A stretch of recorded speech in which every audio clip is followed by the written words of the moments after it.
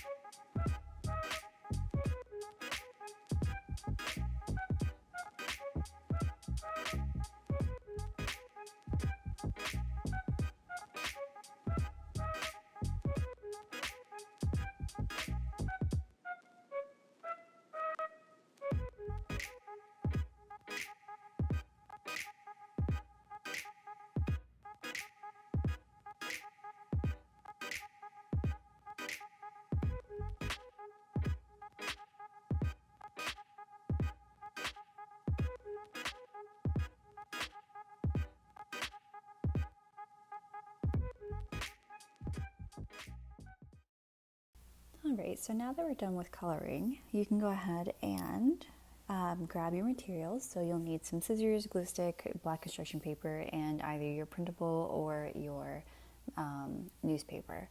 So obviously the first thing I'll do is cut out my character. Once my portrait's all cut out, I need to grab my black construction paper, and I am going to trace just the right side of my portrait or my character, and this black construction paper is going to act as their shadow. So we're going to act like there's this kind of like extreme shadow behind them.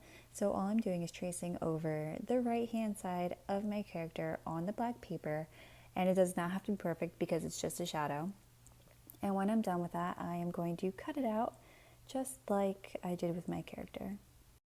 So then we kind of have just this blob of black construction paper, which is perfect because that's all you need for a shadow.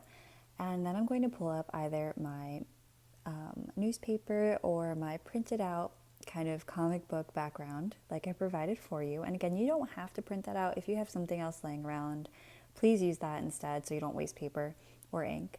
But I am just going to assemble it like so. Now I know my character is too big for the paper that I've printed, and that's fine. I'm just going to make it look creative and have her going off the paper as if she's actually coming out of the comic book itself. So I'm going to do my character, then glue it on top of the black construction paper, and then glue both of those onto that comic book background.